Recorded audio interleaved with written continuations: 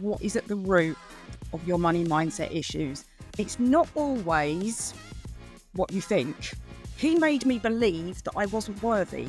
He made me believe that I wasn't worth anything. If you don't address these issues, they will carry on through your life. Your personal beliefs directly link to the way that you behave in business. Stay away from the naysayers. Stay away from negativity. Nobody is broken. They just have poor strategies. The change it can make in your business and in your life is so worth it. Yeah, what you said about you found yourself making the same mistakes with your children as your mum did with you. Again, I'm guilty of that.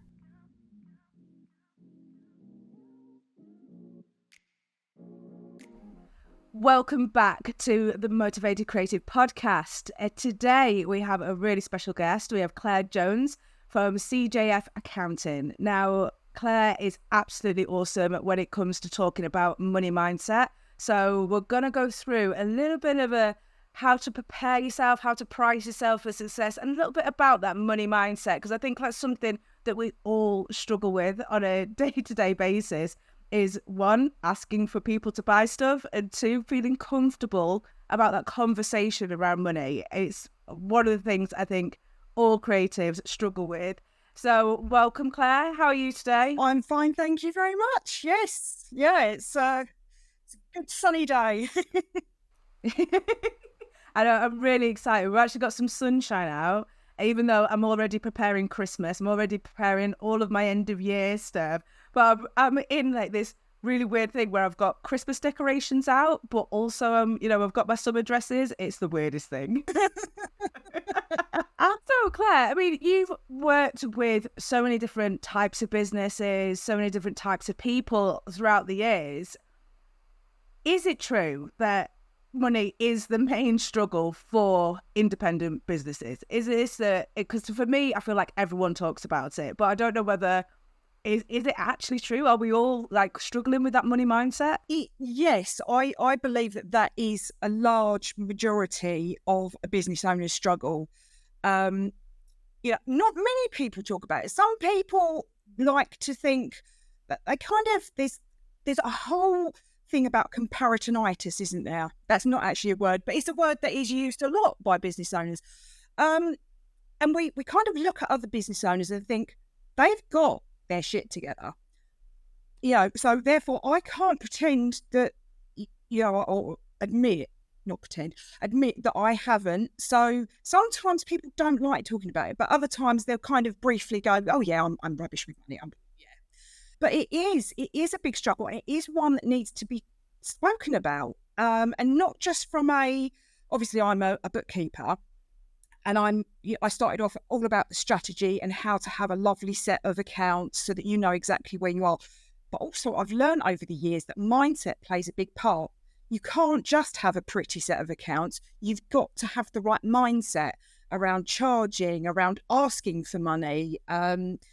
It's a whole minefield, and I am on a mission to actually get that conversation going, get people to go, yeah, I'm struggling and I need help. I think once that conversation starts, it's so much easier, because I have a 19-year-old, and she's just at that point now in her life where she should care about money, but really doesn't care about money. So it's that really interesting stage. I can relate. Yeah, it's amazing. I look at her and I think, oh my God. But I've always had a really bad relationship with money, like growing up. And so, I have to teach myself. So I've been on this real journey to teach myself about a better mindset around money and about a better teach her, which I think it's made such a difference to my business. I did it for personal reasons, but actually it made such a difference to what I was doing on a day-to-day basis with my creative business and my coaching business, that I really think it's that conversation. It's just about having that conversation more. Yeah, definitely. I mean, like you said, it's not just about, you don't just separate your personal finances and your business finances when it comes to mindset. The things that you learn about money mindset, that you said you did it for personal reasons, but that overlaps into your business, because so many of us small business owners, we are either just one-man bands, or we've only got a couple of other staff in the business. So it is essentially, our businesses are our babies. They are. So it does overlap into your personal life. And yeah, I too have had a roller coaster ride with money over the years. That's why I feel that I can help people, because I've made all the mistakes, I've learned all the lessons, and I now have a deeper understanding of why people have the blocks around money that they do. So, yeah. One of the biggest blocks I find, and it's something that I coach on a lot, is pricing. When it comes to handmade businesses, when it comes to something that you're creating yourself, it's the pricing.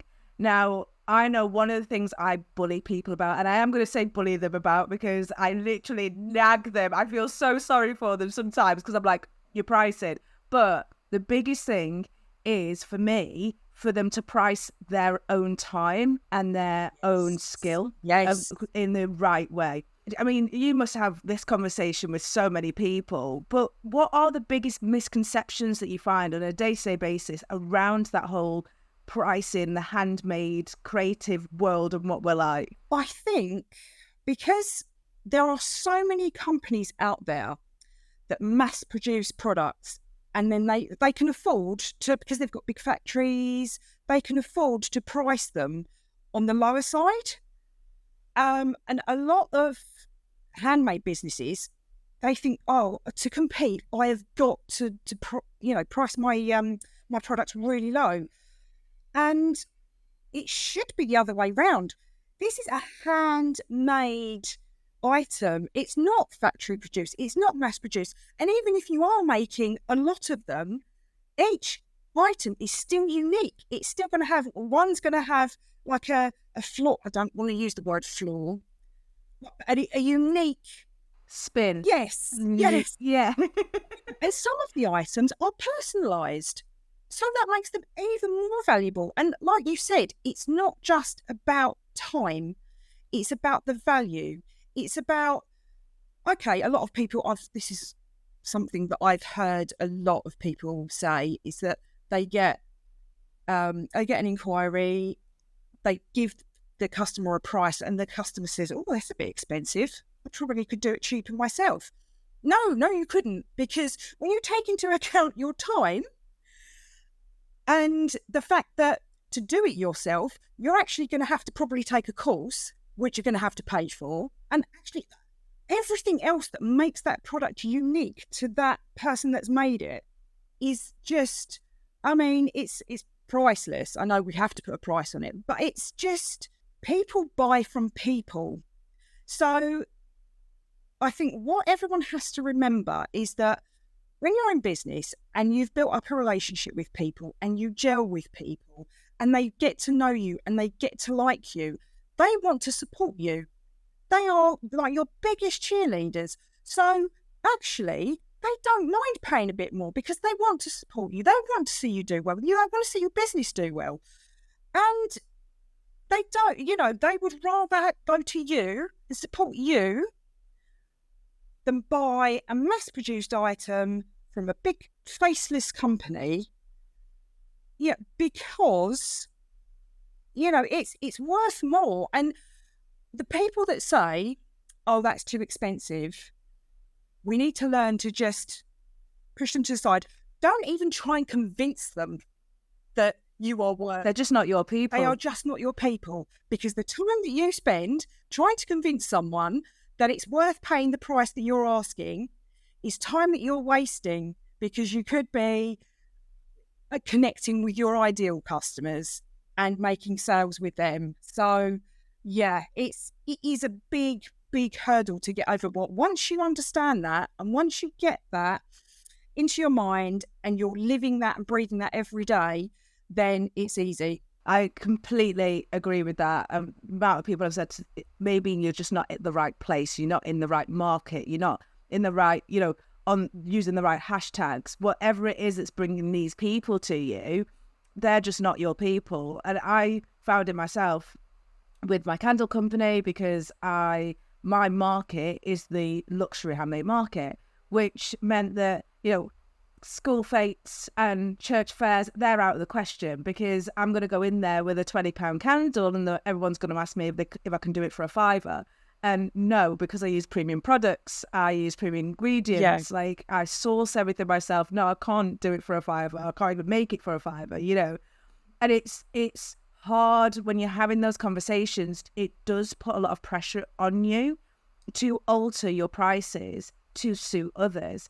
But you're just not in the right place. As soon as I started doing pop-ups, I did pop-up at John Lewis, when I started running my own store, when things like that, and when I started bringing the right people to me, I had no problem selling. And 2,000, 3,000, £4,000 days was normal. It was absolutely normal, because people knew what they were going to get from me. They knew what their expectations were of my product, and they were happy to pay for those expectations to be met.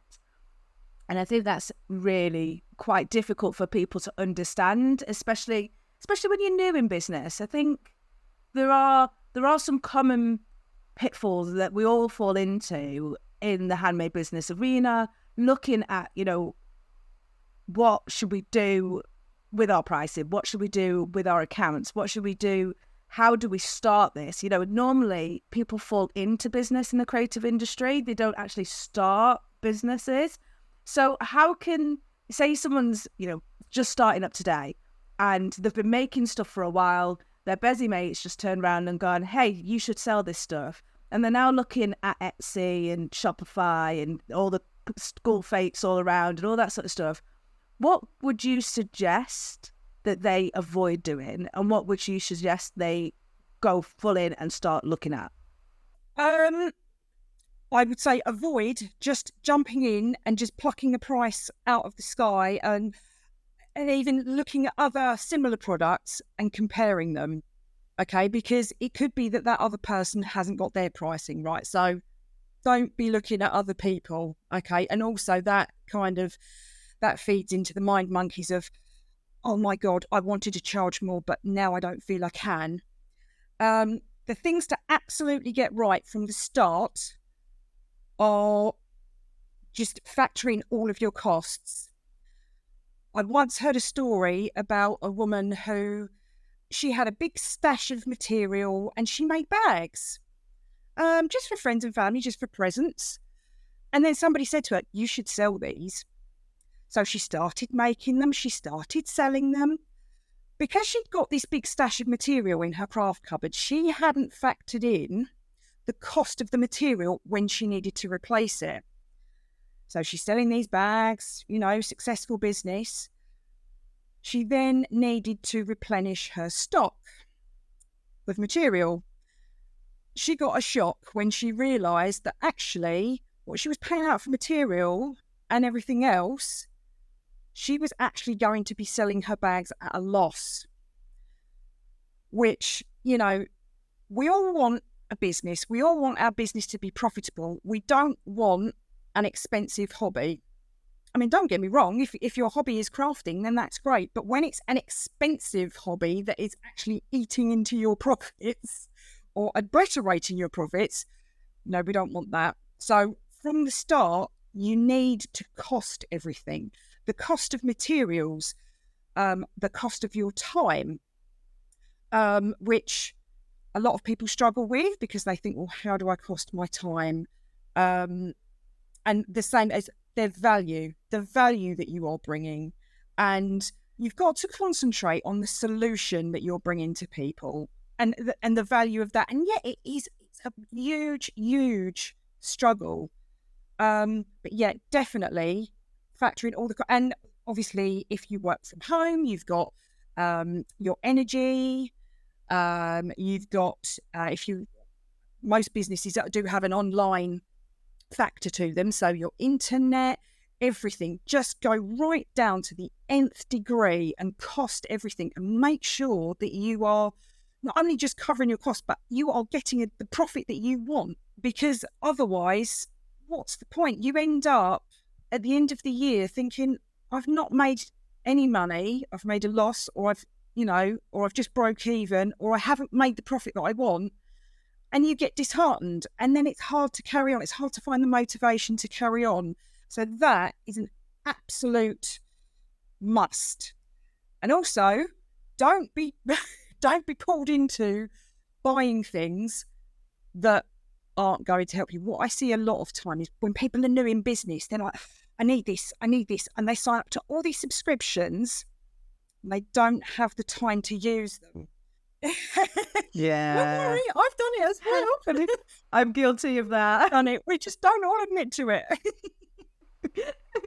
I'm the person that always goes, "Ooh, there's a new machine out for my industry, and I really need that machine because it'll make me so much more productive, and it's all singing, all dancing, it's fancy, and I need it." And my husband sort of looks at me and goes, "Do you need it or want it?" I'm like, "Well, there's no need to be rude." The thing is, if you can justify it, if it makes you more productive and it's going to increase your profits, then I would say go for it. But it's the things like, I mean, the worst one for me was at the start, I thought, right, I need a website. So I was paying monthly. I got a special offer, I think, through my professional body. And I got a special offer on a monthly cost of a website. I was paying for about 2 or 3 years and not actually using the website. It was one of the, it's quite easy to build your own. You kind of pull elements in. And so it was quite easy. And I thought, that's great. But for 2 or 3 years, it sat idle. I was paying out £20 a month for it to just sit idle. It was money down the drain. So when I'm giving out all this advice and tips, I don't want anybody to think, oh my God, who is she sitting on a high horse? I've been there, I've done that, I've made the mistakes. That's why I can sit here and tell you what not to do. But this is it. It is a learning curve. Most of us, especially in the creative world, we didn't start off, we didn't go, right, I'm going to make this item and I'm going to sell it and it's going to be a business and it's going to be amazing. Most of us sit there and we're fixing a problem. Like the people that I know that have skincare ranges, normally because they suffer or their kids suffer or their partner suffers with this particular ailment, and they sort of get to the end of their tether with not being able to find a solution. With myself, with the candles, it was something that actually was therapeutic for me. Yeah. It was something that I love, having scents in the house. I love candles in the house. My kids love it as well. So it started off as something that was supposed to be a therapeutic thing that, I'm going to make some candles, maybe sell a few. But it wasn't really a goal to sort of make it a full business. I know so many people with that story. And, we don't set out for it to be a business. We don't set out for it to be a thing. We set out to fix something. And I think that's one of the reasons why we struggle so much, especially with the money mindset. We struggle to transition from helping our families and helping ourselves to providing a solution in a global scale. Yeah. And that transition, that from maker to entrepreneur, is a really hard transition. And I found it myself, like with pricing myself, when I wasn't confident pricing myself, I made a promise to always price my time by the minimum wage of that time. Because at least I knew that I was being paid, and if I ever had to take someone on, I was accounting for a possible wage in the business. Yeah. That was always a thing. But I've had the benefit of working in corporate and, working in different environments. So what tips would you give for anyone that was listening now? What tips would you give to help them develop a healthy money mindset as they grow their business? Okay. I would say that you need to address what is at the root of your money mindset issues. And it's not always what you think. Our beliefs around everything, not just money, around everything, are developed in childhood up to about the age of 6 or 7. There's some debate over whether it's 6 or 7, but let's not split hairs. So you have to go back to that time and you have to think, okay, how did I feel? How was my life back then? Because it's not just about I grew up poor or, my family had money struggles. Sometimes money was abundant, but it's all about your worth, all about how you were made to feel at that point. Now, personally, I had a dad who was alcoholic. And when he was drinking, he wasn't a very nice person. So, but at the time, I didn't know that he had a drink problem because my mum hid that from me. But he made me believe that I wasn't worthy. He made me believe that I wasn't worth anything. I was stupid. I was, so on and so forth. So that has kind of carried on through my life. And also, if you don't address these issues, they will carry on through your life. Circumstances will happen that will reinforce those money mindset issues. It's a very complicated area. It does take a lot of work, and it does take a lot of getting uncomfortable. But you've got to go back and think, right, okay, was there ever a time where I felt not worthy? Was there ever a time where my parents or any other influential adults spoke about money in a negative way? Where have my money beliefs come from? And it is about delving down, getting to the root of it, and then rewriting your story and saying, well, no, actually, and it's finding evidence of times where the opposite of that belief is true. And it's all about bringing the subconscious beliefs into the conscious, getting uncomfortable at times and saying, yeah, that's why I nearly said failing at money, but it's not. It's nobody's fault. Nobody's broken. It's all about just having the right strategies and the right mindset. I heard a quote the other day: nobody is broken. They just have poor strategies. And that is essentially it. So you do have to address where these issues come from and what you can do to actually flip that on its head, and value your experiences in life. Going back to what you said about, a lot of people that have developed skincare ranges because of the problem they had. Okay, they've lived that experience. They've lived the experience of having a skincare problem, and they found a solution. And people really need to value that. They really need to value what they are bringing to the table, and the fact that people will pay good money for that because it's a solution to their problem. Going back to what we said earlier about finding the right people, sometimes it's a case of you put your products out there and then you get negative feedback, and then you kind of shrink back and think, I shouldn't be doing this. Because you haven't found the right people. So it's like you've got to keep plugging away. You've got to be everywhere. You've got to be visible, because the more visible you are, the more people you reach, and the more chance you have of finding that right customer. And yeah, it's all about building a positive culture and finding support networks, in your niche, whatever business you're in. Find a supportive network of people that are going to build you up and keep your money mindset positive. And stay away from the naysayers. Stay away from negativity, because those people, they have money mindset issues of their own, okay? And you don't need them bringing theirs to you.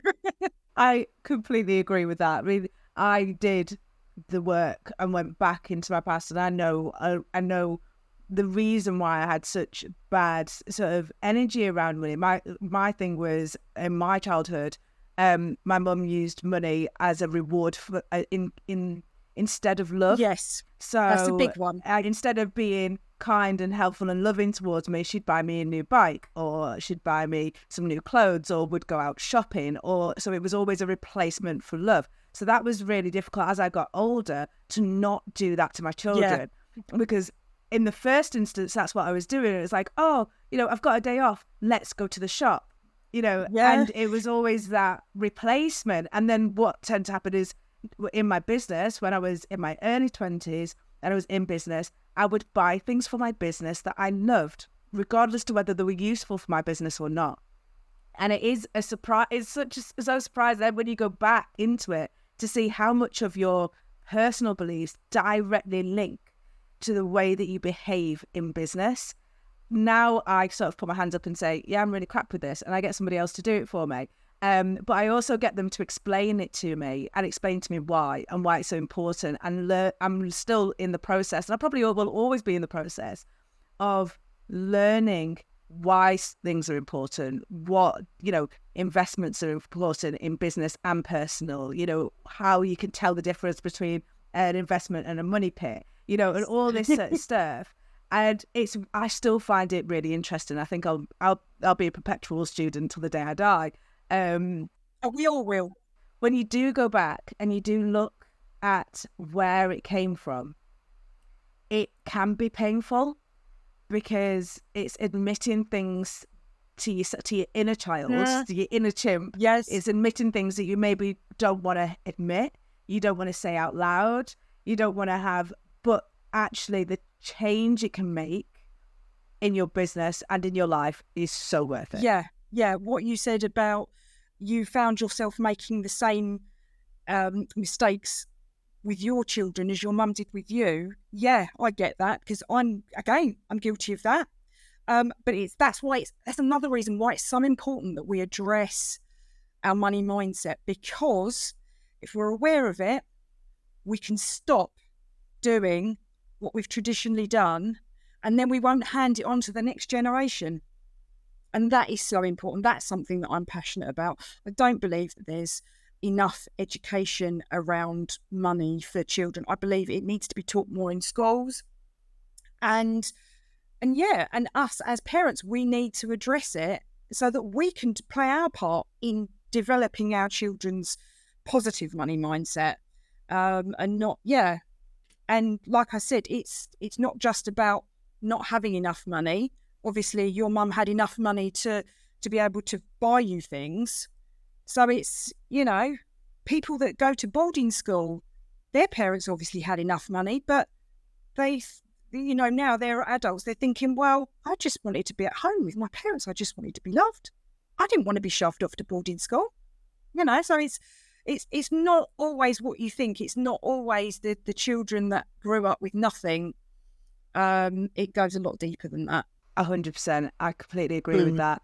And I think it'd be really important for everyone when looking at a business and when looking at starting a business, even if you can't afford to maybe go to a therapist to help you with money mindset or anything like that, actually maybe doing a bit of self-discovery on money mindset and self-development on money mindset.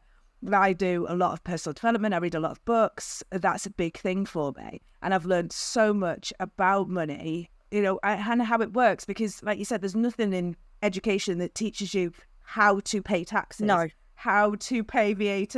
It teaches you about VAT, but not the importance of it in what feels like everything you do in your entire life as an adult, like all of this stuff. So there is some brilliant resources out there. Are there any suggestions? Do you have any suggestions of some brilliant resources or anything that someone can go on and maybe do a little bit of self-learning in the first stages just to help them out?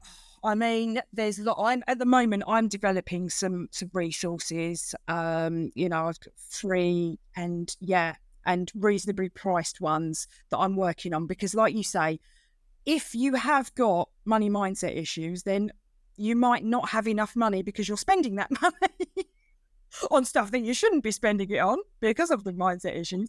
So obviously I'm aware that people can't always afford that. So I'm working on some resources at the moment. Watch this space. But I mean, the internet is packed with people that do this sort of work. I don't know of any other bookkeepers that kind of have branched out into mindset work, but I'm sure I could be wrong on that. I'm sure people will correct me. But yeah, it's about finding someone who you can relate to. Again, it's about that relatable aspect, and someone that you think, oh yeah, they get me. They really understand. I can't think of anybody offhand, but there's lots of people that do this sort of thing, and so it's important that you find someone that you kind of relate to. Yeah, do the research, and when you find something that you think, I understand this. This is written in a language that I can understand. because we're all, we all take things in differently. We all learn in different ways. So whatever you can find that fits with you and resonates with you, I would say just go for it and just do the work, use the free resources, and then that will help you to get your money mindset under control. And then that will help you make more profit.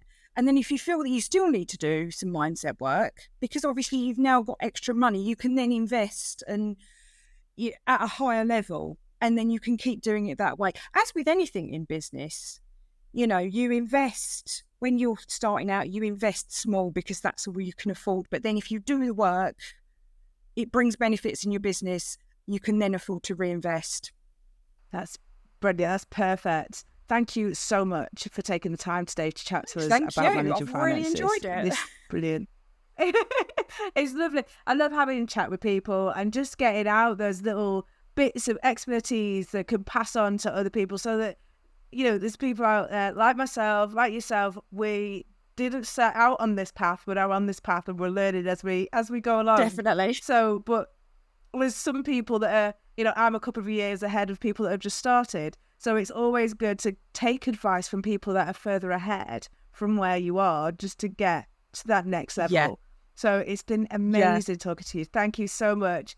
If you would like to know more about Claire, or get any help with your accounting or your finances, or if you want to register for our newsletters so you can get any updates as Claire releases her resources as well, go to our website for all the details of the episodes and updates. And that's the artisanbusinesscompany.com/podcast. Next week, we're diving into the world of branding and design with Sarah Henderson as we continue to explore the world of handmade businesses. You can catch us online on the website, or follow us on the gram at Artisan Business Company. You won't want to miss it. Thanks for listening. The Motivated Creative Podcast is brought to you today by the Artisan Business Company. If you enjoyed today's show, please leave a review and share it with your friends. Your support helps us reach and help more creative entrepreneurs just like you. Don't forget to follow us on the Instagram at Artisan Business Company for updates and behind the scenes content. Until next time, keep creating and stay motivated.